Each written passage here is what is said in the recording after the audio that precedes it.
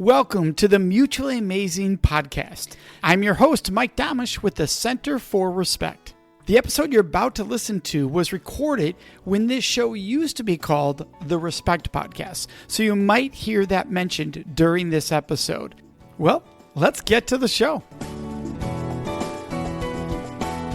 This week we have Alyson Schafer with us. She is a family counselor, parenting expert, and best-selling author. She speaks internationally about democratic parenting practices. Alyson, thank you so much for joining us.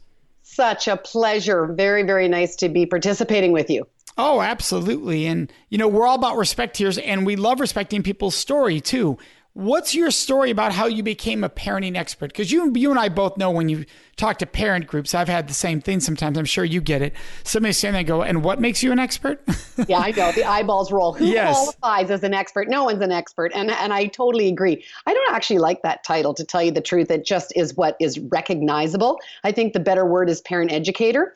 But I do have a unique story in that I'm the third generation in my family to bring parent education to their community. So my grandmother was actually friends with somebody called Rudolph Dreikurs, who wrote a book called Children the Challenge, which was considered, and still is by the Library of Congress, to be a seminal work on child discipline. And he was a student protege of Alfred Adler. So all my training is in Adlerian psychology.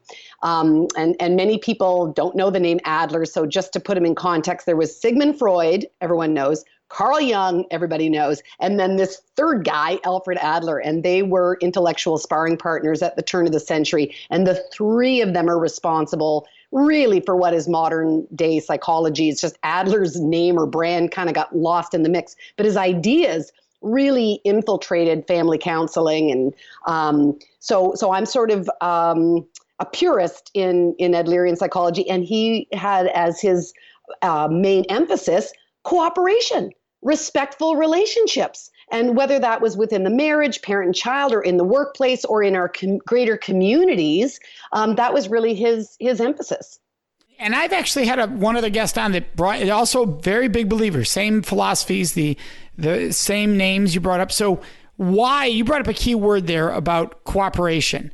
Why do parents struggle so much? And this is what I like about you bringing up. This wasn't brought up in past episodes.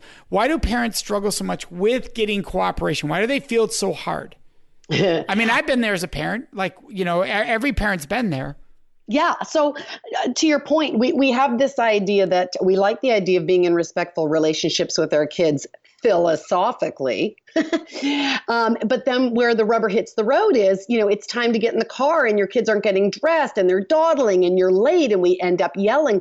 And so when we yell, we just think that's just a parent trying to discipline and manage their children. Now, if a child yells at us, we call that disrespect.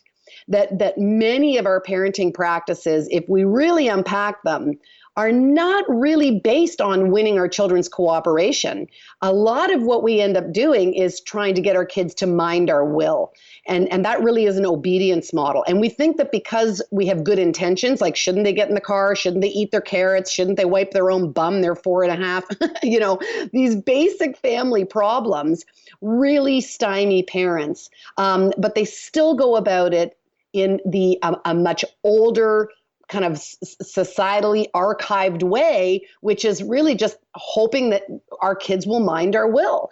And it simply does not work. And as time progresses and kids have a greater sense of social equality in our society, which I think is brilliant, we're doing a much better job of that. They're less and less tolerant when parents try to control them. So it's the issue is becoming bigger in modern day families than in the past. So how do we do it?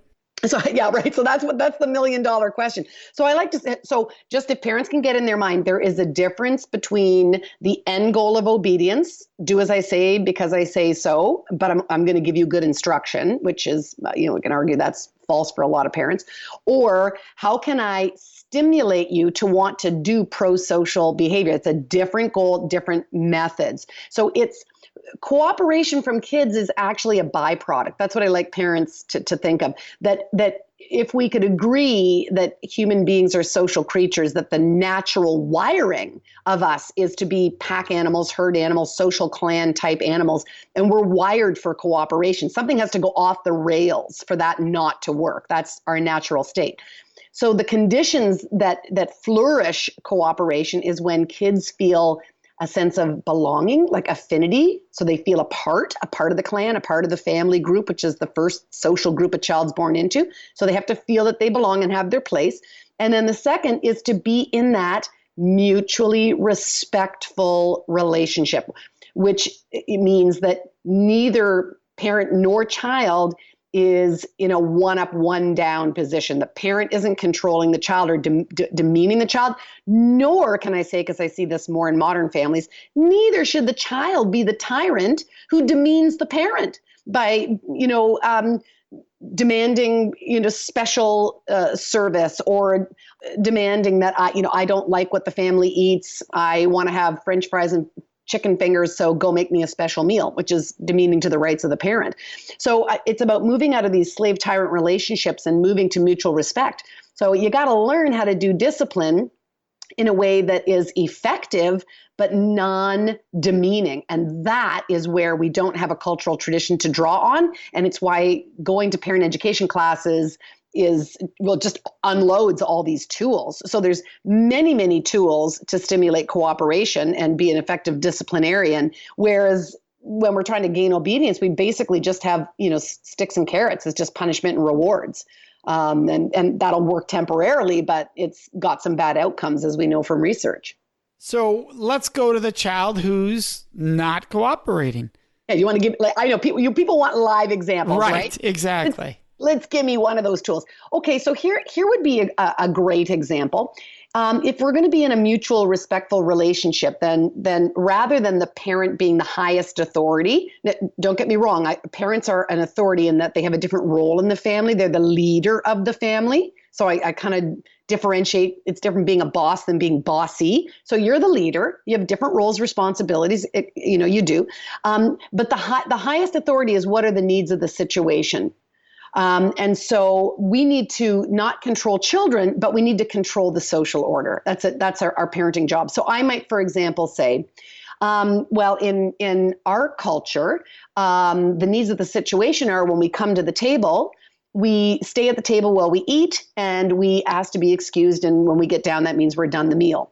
So if a child gets up and down from the table, I can't make them stay at the table, but I can say a requirement of eating is to stay at the table. If you get down, that lets me know that you're done. And I pop their plate away, and you can wait till the next meal, the next time we sit at the table. But we have to be able to follow through on that and do it in a way that is firm, and that we do it. We actually take the plate away, and friendly. This is the part that parents have trouble with. They so think kids have to be in pain to learn. They want to do it. They take away the plate and then they say, well, don't come to me if you want a snack in 15 minutes. Like, you messed up. You decided to get down. We got to do it in tomato, eat or don't eat, get down, don't, it doesn't matter. But the plate goes away. I can't make you wash your hands to come to the table, but I can say needs of the situation. We need to have clean hands to have a meal. So when your hands are clean, this is a when then statement. When your hands are clean, then I know you're ready for dinner. So we're still very much enforcing pro-social behavior, but we're not controlling the child. We're leaving them free to see. Well, that just makes good sense. They're actually learning. So it's an educative model, which is really what the root word of discipline is, where now we're stimulating intrinsic motivation. It's in my best interest to wash my hands because I really do want to have dinner with everybody. So it's a shift in the emphasis. And those are just two tools. I just used or logical consequences and when-then statements as two very powerful but effective methods that when parents try them, they're like, hot diggity, I did that 3 times and we don't have that problem anymore. And it's respectful and it worked. And that's really what parents are looking for. So what if a parent says, okay, I do all of that, I stay calm, but when they get in the real world, their boss is not going to be calm when they don't do what they say. So they're going to have a wake-up call that I'm not preparing them for. There are disrespectful workplaces. I am not going to make my parenting philosophy based on the world is disrespectful, so I better teach my kid to be disrespectful in it, because that's going to make, I want to have inspirational parenting that says if you're in a workplace like that, then as an adult, you're actually allowed to say, I don't like this work culture. I'm going to go to some other Fortune 500 company or World Blue company that espouses my values where I'm respected, which is why we need to do so much training in workplace culture, which is where you're doing a brilliant job, so that kids can say, if I was raised in a respectful family, I wouldn't tolerate a boss like that. I wouldn't tolerate a culture that didn't agree with that. If we speak to people that are in HR or whatever, they'll say we've got lots of smart people, but what we have a deficit in is people who can get along with one another.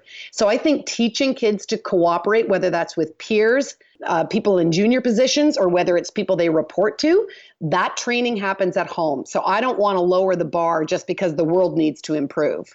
Well, I love that philosophy, by the way. That's great. So why do you think people struggle with understanding respect in the family unit? I think one of the problems is parents think that respect is owed, meaning, I'm your parent. I'm older than you. I gave birth to you. Because I have this title, you need to respect me. And they also incorrectly ascribed behavior as disrespectful that isn't always, meaning it's not the child's motivation.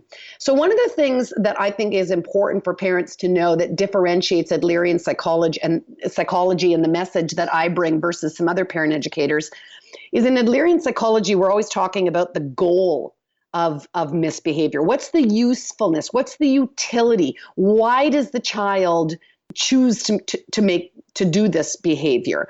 And once you understand what the child's goal is, what the utility is, then you're better armed at figuring out how to change the transaction. So a lot of my work, Mike, the majority of my work, I can say, is getting parents and children out of power struggles. And so when you realize that a lot of times why the child isn't washing their hands is to come to the dinner table is not so much that they care about clean hands or that they don't want dinner. It's just that the parent has often tried to control and micromanage kids, and they nag and they go on and they're constantly on them. And the child feels like they want to prove to their parent, I will not be your puppet.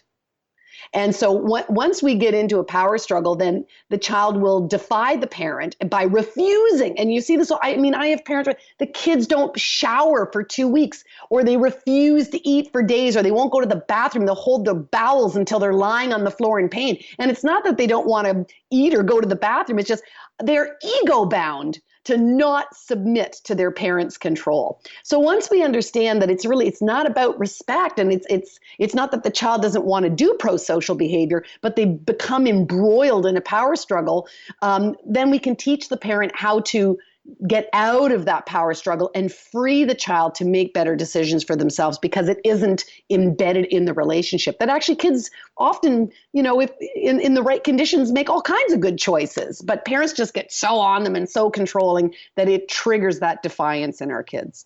And if somebody's listening is going, yeah, but I've already made the mistakes. Yeah.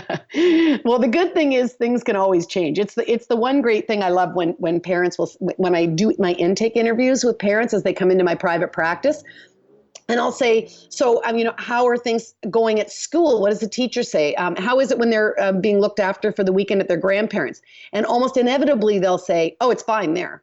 It'll be one or the other. Either it'll be the teacher saying, I got a real problem with this kid in my classroom. And you're like, really? My Johnny? Everything's great at home. Or it's vice versa, where things are terrible at home. And the teacher says, oh, he's totally awesome in class. I don't know who you're talking about, which proves that the problem resides at the level of the relationship. It's not global functioning. It's not characterological. It's in the dynamics of the family and the sharing of power and the distribution of respect in the family. And once you get that straightened out, then good behavior flows.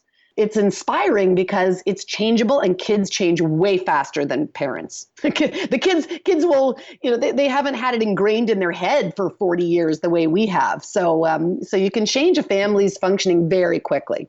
Yeah. And a statement we hear a lot in today is this generation doesn't respect authority. Now, I get to work with students all over the world, and I know that's just not true. Or maybe you believe it's true. Why do you think that is being said so much? that they don't respect authority, they don't listen? So again, kind of going back to definitions, I think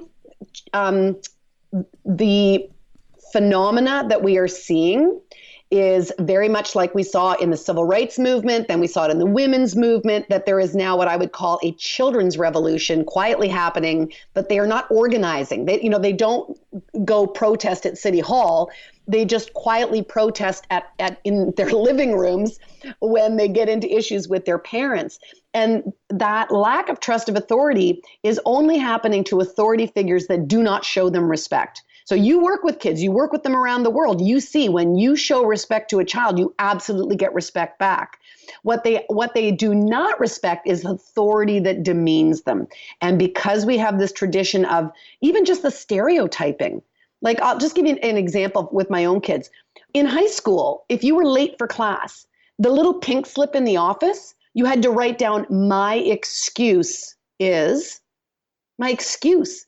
Just by the word excuse, not my reason, as if, do everyone in high school, lie about getting to class? Of course, there's some kids who are tardy and, try to pull one off. But when you globally say that all kids are lying about why they couldn't make it to class on time, then we're stereotyping. And if you thought about youth, teenagers, just mention, oh, you're raising teenagers, people's eyeballs, it's like we've given permission to say, oh, those teenagers, oh, you got a teen, oh, poor you. If they were any other minority group, we would never tolerate this type of stereotyping. So they hear it, they feel it, they're tired of it, they're sick of it, and I don't blame them. They generally are mistreated. So until we get better at giving youth their due respect, and when you see great leadership organizations and you see institutions that are really fostering it, it's like, get out of their way. Kids are the future. They're amazing. So we just need to have more faith. We need to have way more faith that when they're in healthy environments, those kids thrive and they absolutely respect those around them, whether they're peers, younger or older, or authority. So all of this is coming from, as you said, Adlerian parenting. Why don't more people know about it? Oh, such a good question. I bring this up with my national and international organizations all the time. We're bad marketers, that's for sure. I would say part of it really is that in the parenting world, almost all the parent educators, in order to get a book published or to set up a website or something, they have their own name. So you might not know it as Adlerian, but if you know positive discipline, if you know a PEP, STEP, like there's all these brands and they're all under the umbrella of Adlerian psychology, but they don't have a way of showing their association with each other to show people that we really do have this very large presence. In fact, Jane Nelson, who runs a Positive Discipline, she just trained 15,000 parent educators in China. A lot of my work has actually been over in Europe. Like I'm going to Belarus next year and Ukraine, because a lot of countries that come out of oppressive regimes look to the West and say, we do not want to raise our parents or raise our children in the manner that we were. We came from an oppressive culture. We want to do differently, but we don't know. We have no modeling. How are you doing it over there? So our organization does a lot of work over in countries that have just moved out of the Russian regime or some kind of dictatorship. So that's why it's weird. My book is not in Spanish, but my book's in Korean, Bulgarian.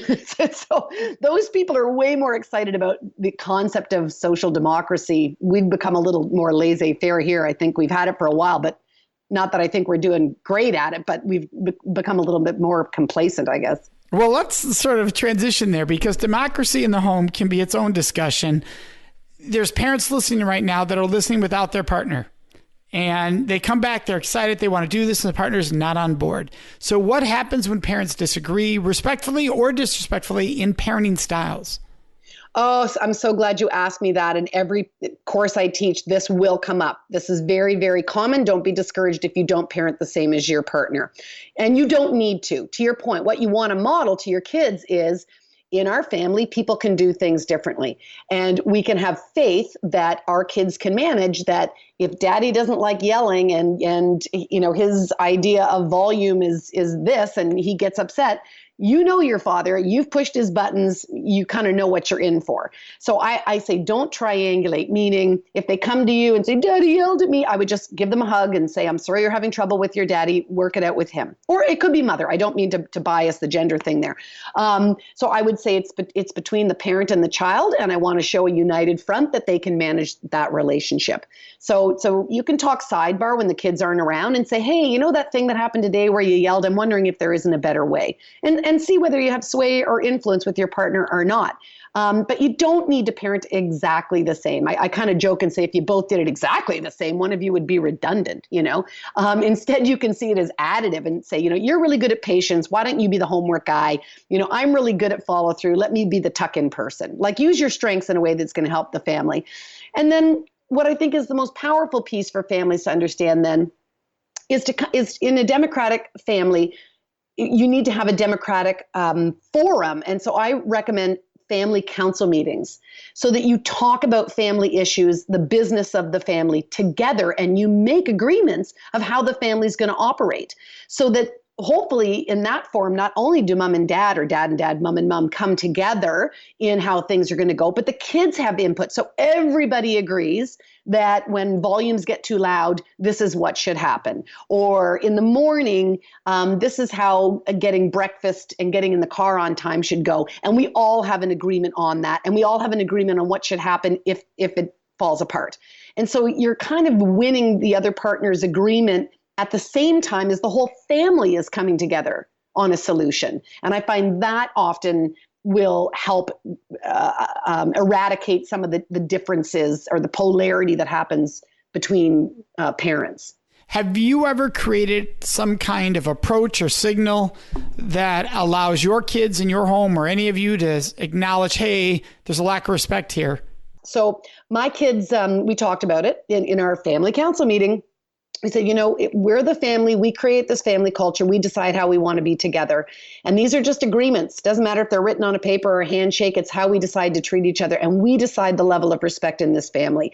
And so, where do we want it to be? I think all of us really like to be treated respectfully. So my daughter said, well, if I think that you're talking disrespectfully to me with tone or whatever, why don't we have like a little signal? And so the signal she came up with was something called level 3 that was borrowed from a leadership camp she went to. Take it to the next level, like let's up the respect quotient. So if I would start getting like a little, sarcastic, a little edge, a little meh, she would say, Mom, like level 3. And the same when I would ask her, like, hey, we got to get this laundry organized. There's laundry all over the floor. Level 3, like, respect for social order in the family. And just having a code, some families that just, point to their nose or twig their ear. But the idea that there is a signal, because a lot of times parents really don't recognize their disrespect. And they've got to be willing to be open to that feedback. Sarcasm is very commonly used with parents. And when I tell them, and that's just like pain tied up with a bow, it's like you're actually saying something very hurtful, but you're turning it into a joke so as to not be accountable for it. But it's very painful. The pointed pain still lands on the child. And they don't know. They honestly never looked at it that way. But kids will tell them. They'll say, that was painful. I didn't like that. So I think there's lots of times where tone, labeling, eyeball rolling. These are all things that parents do commonly without being aware that it's disrespectful. So yeah, you got to be open to that feedback from your kids. Love it. Now you have some books that you really think are great for parents. One is called Positive Discipline by Jane Nelson. Another's Kids Are Worth It by Barbara Colorossa. Calming the Family Storm by Gary McKay and Steve Maybell. And Parents and Teens by William Glasser. Why these books?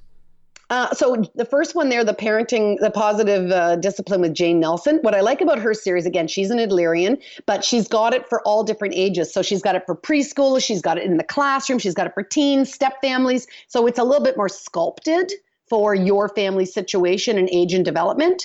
So she's bang on. I love her stuff. Barbara Colorossa is a big American name. She speaks a lot in Canada, and she's got a very easy manner, a very easy messaging. She doesn't say she's Adlerian, but all her principles are, and she's just very accessible in the language. And Calming the Family Storm, those two gentlemen, McKay and Maybell, they're Illyrians. And so they speak to, I don't want to say crisis because I don't think people like that word, but let's face it, like the family fighting, they really get to the conflict piece and the resolving it respectfully piece in a deeper way than some other parents do. So there's more psychological meat in the conflict in that book. And then remind me what the last one was? The last one we have here is Parents and Teens. Oh, yeah, William Glasser. So William Glasser has his own theory that he's branded under himself. He's actually passed away recently. But he also is a member of our national organization and speaks and presents. But he got his start working with juvenile delinquent teens. So when you start working with teens that have gone off the rails and then work through, like, what do they do with teens that are being rehabilitated? Well, what does it turn out they do? All the stuff that we're telling parents to do proactively. So they give them a voice. They let them have democracy. They give them freedoms within limits, all the good stuff. And they do that restoratively. But I think he really knows teens very, very well. And he really knows how to help parents reach that population in a very powerful way. So, yeah, I love his work as well. Awesome. All his books, but that teen book is particularly needed in today's society. Well, I want to make sure people can find you, Alyson. Your website's AlysonSchafer.com. That's ALYSON, only one L, Schafer, SCHAFER.com. We're going to have that all in the show notes so they can find your Facebook there, your YouTube there, everything. Thank you for giving us so much great content for parents. Oh, thank you for having me on and keep doing the great work you're doing. Well, I appreciate that. Thank you very much. This week's question is, Mike, is it important to respect people older than you? Well, the answer is it's important to respect people of all ages. One of the biggest mistakes we can make is think, respect your elders. When you say that, it implies elders deserve respect, but not necessarily your peers or those younger than you. Respect your elders, respect those younger, respect your peers, respect human beings, all human beings. That's the key. We'd love to hear your questions, your thoughts, and your ideas. And the best place to leave those with us is on our Facebook page at facebook.com/Mutually Amazing Podcast. Of course, you can always contact us on our website at mutuallyamazingpodcast.com. Remember to subscribe to this show so you automatically get it every week. And if you could, take one moment to leave a review. That really helps other people find the show, which we are greatly appreciative of. So thank you so much for joining us. May you make today and every day a life full of mutually amazing relationships.